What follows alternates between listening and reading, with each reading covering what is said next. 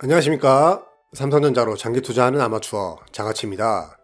제가 지금껏 잊고 살았던 것 같습니다. 주식이라는 게 절대 달콤한 것만은 아니라는 걸 말입니다. 주식은 항상 오를 수만은 없죠. 이렇게 고점에서 잘 버티고 있었어도 하나만 틀리면 바로 떨어지는 게 주식이었죠. 삼성전자라고 예외일 수는 없을 것 같습니다. 그동안 우리 모두가 오르기만을 기대하고 또 기대한 만큼 실망도 큰 법이라 많은 개인 투자자들이 실망을 느끼고 있을 것 같습니다.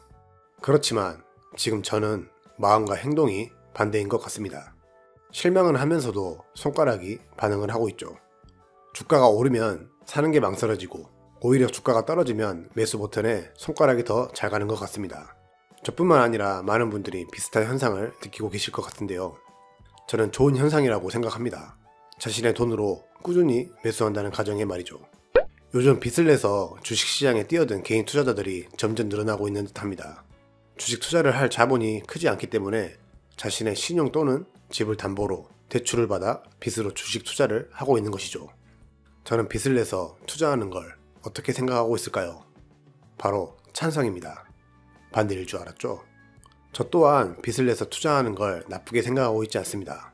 그렇지만 그 빚으로 생활이 흔들리다든지 가족들과 사이가 안 좋아진다든지 이러면 안 하느니 못한다고 생각하는 게 바로 빚으로 주식 투자하는 것입니다.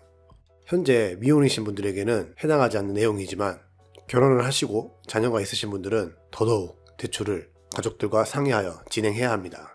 그 이유는 제가 사례 하나를 보여드리면서 얘기를 하도록 하겠습니다. 이 사례는 어느 한 커뮤니티 사이트에 올라온 글인데요. 코로나가 터지기 전 현대차 가격이 12만원이었을 당시 어느 한 투자자가 영혼까지 끌어모아 가족과 상의 없이 대출을 받아 현대차에 몰빵했다던 내용이었습니다. 이분도 현대차에 투자한 이유가 있었겠죠. 가격이 싸 보여서 샀을 수도 있고 전기차, 수소차의 미래를 생각하며 투자하셨을 수도 있습니다. 저는 이때 무슨 생각을 했냐면 와 진짜 대단하다. 이런 용기는 어떻게 나오는 걸까? 나였으면 절대 못했을 것이다. 이랬습니다. 이분은 어떻게 되셨을까요?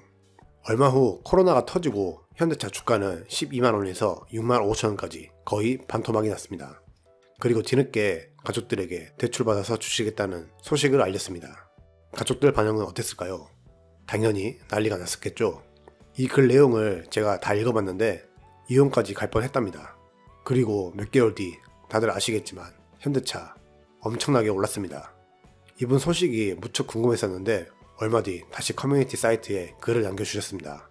다행히 주가가 올라주어 17만원에 전량 매도를 하고 주식판을 떠났다고 합니다. 다행히 이혼도 안하고 다 잘 풀려서 좋은 곳으로 이사도 했다고 합니다. 일단 결과만 보면 무척 잘된 것처럼 보이지만 이분 속은 정말 썩어 문드러졌을 것 같습니다. 정보하는 기간 중에 갑자기 큰돈이 필요한 일이 생겼다면 큰 소실금을 떠나야 했을 것입니다. 다행히 그런 일이 없었다는 게 다행인 것이죠. 그게 아니더라도 주가는 언젠간 오르겠지 하면서 이자 내가며 버티면 그만이지만 가족들과의 신뢰는 다시 쌓는 게 힘이 들었을 것 같습니다. 이렇게 생각하실 수도 있습니다. 당연히 상의를 했으면 하지 말라고 했을 것이고 안 했다면 큰 수익도 못 벌었을 것이라고 말입니다. 맞습니다. 못했겠죠. 그럼 안 하면 그만입니다. 돈보다 더 소중한 가족들을 잃을 바에는 그냥 소소하게 자신의 돈으로 주식하는 게 맞는 것이죠. 하이 리스크 하이 리턴이라고 했습니다. 이분은 대출이라는 엄청난 리스크를 안고 현대차에 베팅을 했고 그만큼 잃을 뻔한 것도 많았었고 얻은 것도 많았을 것입니다. 차라리 이분이 미혼이었다면 존버하면 그만입니다. 그렇지만 가족들이 있으신 분들은 꼭 가족들을 설득하고 실행에 옮기시길 바라겠습니다. 그리고 지금부터 정말 중요한 이야기를 드려볼까 합니다. 대출 너무 쉽게 보시면 안 될 것 같습니다. 우선 대출로 주식을 사려면 무조건 안정성이 보장된 종목을 골라야 하고 그 종목이 삼성전자라면 어느 정도 안심하고 투자를 하실 수 있을 것입니다. 3개월에 한 번씩 나오는 배당금으로 이자를 충당하면 되니까요. 그렇지만 대출을 받아서 아무 곳에서나 매수를 해야 하는 것일까요? 저는 아니라고 생각합니다. 대출은 하이 리스크입니다. 엄청난 위험이 따르는 투자 자본입니다. 이런 위험한 투자 자본을 이렇게 높은 가격에 고점에서 매수를 해야 하는 것일까요? 저는 주식하는 데 있어 대출은 필살기라고 생각합니다. 인생에 딱 한 번뿐인 기회라고 생각할 때 써야 하는 게 필살기 아니겠습니까? 그 필살기를 아무 때나 사용한다면 정작 필요할 때는 써먹지 못할 것입니다. 제가 생각하는 필살기 자리는 어디일까요? 바로 이런 자리입니다. 주식시장 분위기가 너무 좋으면 착각하기 마련입니다.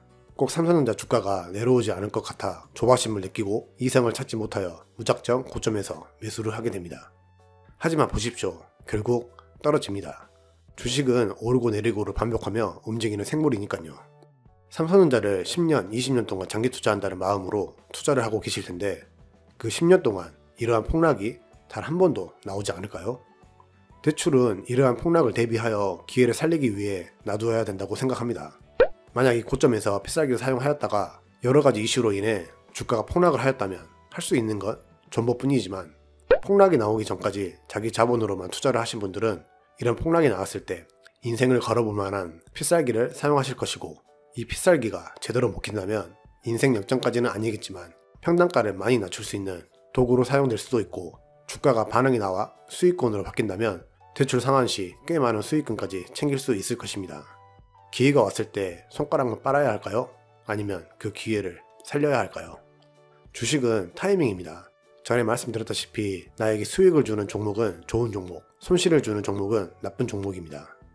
이 저점에서 대출을 받아 삼성전자를 사신 분들은 대출 무조건 써야 한다, 죽인다 이러시겠지만 이 고점에서 대출받아 삼성전자를 사신 분들은 아마 지금 마음이 그렇게 편치 않으실 거라 생각합니다.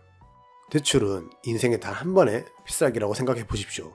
너무 쉽게 생각할 그런 수단이 아니라고 저는 생각합니다. 저도 언제일지 모르겠으나 고점 대비 30% 이상 빠지게 되는 그날이 저의 필살기를 쓰는 타이밍으로 계획을 잡고 있고 지금 현재는 제 자본을 가지고 주식 투자를 이어가고 있습니다. 대출받아서 수익 나고 배당금 많이 받으면 좋죠.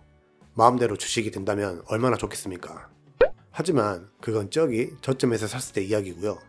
막연하게 주가가 무조건 오른다고 기대를 하면서 리스크를 늘려가지 마시고 리스크를 최소화시키며 항상 계획을 가지고 그 계획이 흔들리지 않도록 평소에 마인드 컨트롤 잘 하시면서 큰 기회가 왔을 때 대출이라는 필살기로 그 기회를 잘 살릴 수 있으면 좋겠습니다. 이러신 분들 계실 겁니다. 계속 기다려도 그 기회가 안 오면 어떡하냐고 말이죠. 무조건 옵니다. 저는 무조건 올 것이라 생각합니다. 그 가격이 지금 현재보다 높을지언정 10년 안에 무조건 그 기회는 오게 되어 있습니다. IMF, 금융위기, 코로나 모두 예상하지 못하셨을 겁니다.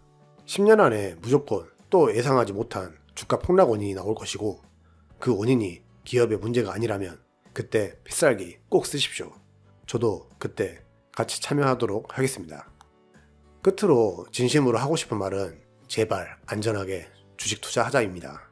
대출을 아무 곳에서나 남발한다면 그건 주식 투자가 아닌 주식 투기라고 생각합니다. 빛으로 투자, 굉장히 위험한 발언이라 제가 지금까지 언급하지 않은 내용이지만 잘만 하면 그 기회가 조만간 올 수도 있겠구나 하는 생각이 들어서 이렇게 영상 제작하게 되었으니 대출 너무 쉽게 생각하지 마시고 조금 진지하게 깊이 생각해 보시는 좋은 시간이 되셨으면 좋겠습니다. 대출받아서 주식 안 샀다고 누가 뭐라 할 사람 아무도 없습니다. 본인의 그릇에 맞게 투자를 하시면 됩니다. 결국 본인의 선택이지만 저는 항상 선생님들의 성공적인 투자를 응원하겠습니다. 오늘의 내용을 다시 요약하자면 첫째, 대출은 필살기다. 둘째, 필살기는 아무 때나 남발하는 게 아니다. 인생에 딱 한 번뿐인 기회라고 생각할 때 사용하자.